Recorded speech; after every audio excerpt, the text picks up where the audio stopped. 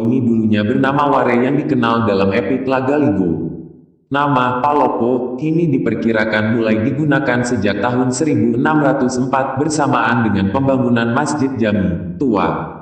Kata Palopo ini diambil dari kata bahasa Bugis Luwu. Artinya yang pertama adalah penganan yang terbuat dari ketan, gula merah, dan santan. Yang kedua berasal dari kata Palopo yang artinya tancapkan atau masukkan. Palopo adalah ungkapan yang diucapkan pada saat pemancangan tiang pertama pembangunan Masjid Tua. Dan arti yang ketiga adalah mengatasi. Palopo dipilih untuk dikembangkan menjadi ibu kota Kesultanan Luwu menggantikan Amasangan di Malangke setelah Islam diterima di Luwu pada abad 17. 6. Perpindahan ibu kota tersebut diyakini berawal dari perang saudara yang melibatkan dua putra mahkota saat itu. Perang ini dikenal dengan Perang Utara Selatan. Setelah terjadinya perdamaian, maka ibu kota dipindahkan ke daerah di antara wilayah utara dan selatan Kesultanan Luwu.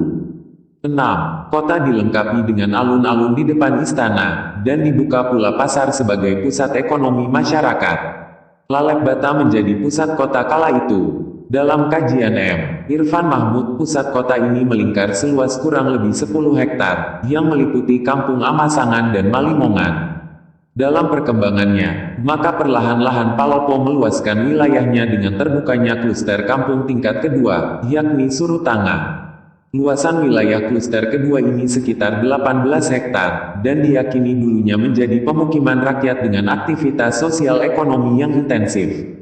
Menurut penelitian, diduga bahwa kampung Surutanga ini dihuni hampir semua golongan rakyat.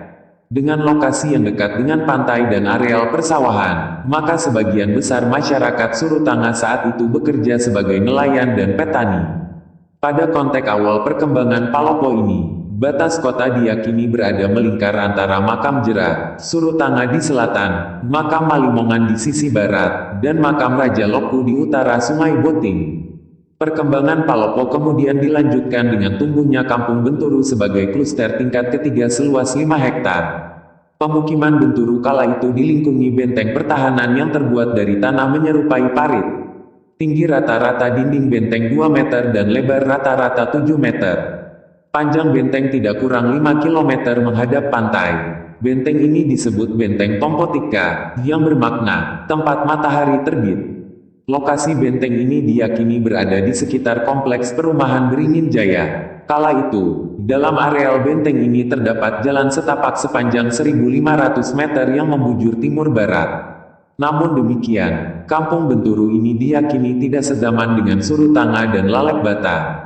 Benteng diperkirakan dibangun pada abad 19 untuk persiapan menghadapi Belanda. Masa kolonial, dalam catatan Gubernur Celebes tahun 1888, D.F. Van Braam Morris pada saat itu di Palopo ada sekitar 21 kampung dengan jumlah bangunan rumah sebanyak 507 buah. Di era itu, Tapong menjadi wilayah paling padat dengan 100 rumah, lalu Ponjalai 70 rumah dan Amasangan 60 rumah. Total penduduk Palopo kala itu ditaksir sebanyak 10.140 jiwa. Jumlah ini belum termasuk penduduk di wilayah Pulau Libukang yang mencapai 400 jiwa. Ke-21 kampung tersebut adalah Tapong, Mangarabombang, Ponjalai, Campai, Bone, Parumpange, Amasangan, Surutanga, Pajalesang, Bola Sadai, Batu Pasi, Benturu, Tompotika, Guaru, Songka, Pengguli, Luminda, Kampung Beru, Balandai, Ladiadia dan Rampoang. Dari catatan Morris ini, bisa ditarik kesimpulan sederhana bahwa saat itu memang Palopo sudah memperlihatkan sebuah ciri masyarakat urban. Hal itu ditandai dengan pemusatan penduduk yang lebih intensif dibandingkan daerah lain di wilayah Kerajaan Luwu. Menurut M. Irfan Mahmud, masyarakat dari Toraja dan Luwu bagian utara mulai menghuni kota Palopo dengan menempati lahan bekas makam di Luminda dan separuh lahan persawahan sebagai kelanjutan pemukiman di tepi Sungai Boting. Kedatangan atau migrasi masyarakat Toraja dan Luwu bagian utara ini tentu didorong oleh sebuah harapan. Bagi mereka, selain menjadi bantuan untuk pertahanan militer Kerajaan Luwu, Palopo juga dianggap lebih memberi harapan atas kehidupan yang lebih baik atas diri mereka. Ciri masyarakat urban ini ditegaskan lagi dengan terbangunnya infrastruktur pada masa kolonial. Belanda mulai membangun Palopo pada tahun 1920. Oleh pemerintah kolonial, alun-alun kerajaan dibanguni pasar dan rumah jabatan pegawai Belanda. Istana Datu Luwu yang terbuat dari kayu dirombak dan digantikan dengan bangunan berarsitektur Eropa. Didirikan pula sekolah, asrama militer, rumah sakit dan gereja di sisi barat istana. Selain itu, pembangunan pelabuhan dan gudang di bagian timur merangsang tumbuhnya pemukiman baru. Banyak lahan rawa pantai diubah menjadi pemukiman. Demikian pula di bagian barat, yang mana lahan persawahan mulai beralih fungsi menjadi pemukiman. Daerah-daerah tersebut antara lain adalah Sempowai, Dangerako, Pajalesang dan Buting. Masa kemerdekaan, perkembangan Palopo mengalami pasang surut akibat insiden tanggal 23 Januari tahun 1946 dan pemberontakan DITI. Pembangunan kembali bergairah ketika Abdullah Suara menjabat Bupati Luwu kala itu. Ia membangun banyak infrastruktur seperti Masjid Agung Luwu Palopo, kantor Bupati Luwu, yang habis terbakar akibat rusuh pilkada beberapa waktu lalu, rumah jabatan Bupati, Sao Kotai, hingga pesantren modern Datok Sulaiman. Hal ini menjadikan Palopo sebagai ibu kota Kabupaten Luwu mulai menjadi mercusuar ekonomi di utara Sulawesi Selatan. Perlahan tetapi pasti, peningkatan status kota administratif Kotif kemudian disandang di tanggal 4 Juli tahun 1986 berdasarkan Peraturan Pemerintah (PP) nomor 42 tahun 1986.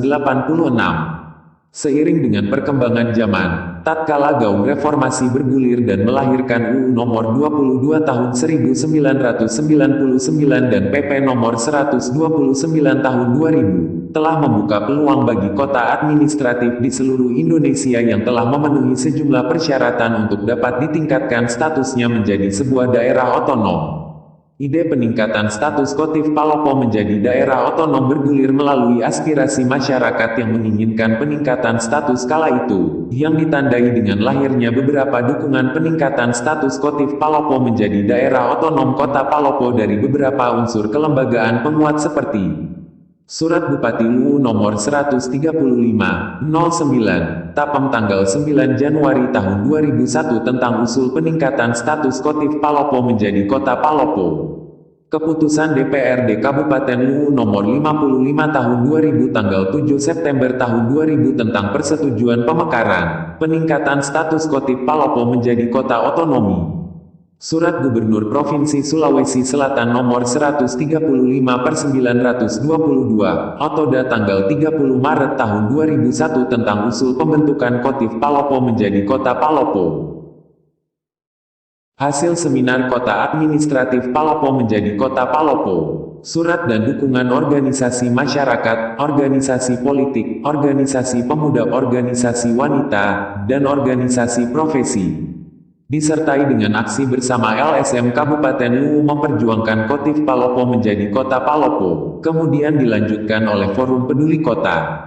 Akhirnya, setelah pemerintah pusat melalui Depdagri meninjau kelengkapan administrasi serta melihat sisi potensi, kondisi wilayah, dan letak geografis Kotif Palopo yang berada pada jalur Trans Sulawesi dan sebagai pusat pelayanan jasa perdagangan terhadap beberapa kabupaten yang meliputi Kabupaten Luwu, Luwu Utara, Tanah Toraja, dan Kabupaten Wajo serta didukung dengan sarana dan prasarana yang memadai, Kotif Palopo kemudian ditingkatkan statusnya menjadi daerah otonom Kota Palopo. Tanggal 2 Juli tahun 2002 merupakan salah satu tonggak sejarah perjuangan pembangunan Kota Palopo, dengan ditandatanganinya prasasti pengakuan atas daerah otonom Kota Palopo oleh Menteri Dalam Negeri Republik Indonesia, berdasarkan Undang-Undang Nomor 11 Tahun 2002 tentang pembentukan daerah otonom Kota Palopo dan Kabupaten Mamasa Provinsi Sulawesi Selatan, yang akhirnya menjadi sebuah daerah otonom, dengan bentuk dan model pemerintahan serta letak wilayah geografis tersendiri, berpisah dari induknya yakni Kabupaten Luwu. Di awal terbentuknya sebagai daerah otonom, Kota Palopo hanya memiliki 4 wilayah kecamatan yang meliputi 19 kelurahan dan 9 desa. Namun seiring dengan perkembangan dinamika Kota Palopo dalam segala bidang sehingga untuk mendekatkan pelayanan-pelayanan pemerintahan kepada masyarakat, maka pada tahun 2006 wilayah kecamatan di Kota Palopo kemudian dimekarkan menjadi 9 kecamatan dan 48 kelurahan. Tahun 2013 pertumbuhan ekonomi Palopo mencapai 8,8%. Dengan pertumbuhan yang cukup tinggi ini, Palopo tetap menjadi harapan dari warganya atas kesejahteraan yang lebih baik. Harapan ini tentu bukanlah harapan kosong belaka. Indeks Pembangunan Manusia (IPM) Kota Palopo tercatat sebagai yang terbaik ketiga di Sulawesi Selatan. Inilah doktrin Wanua Mapatuwo. Palopo dan Tanah Luwu pada umumnya adalah kota tempat menggantungkan optimisme dan harapan.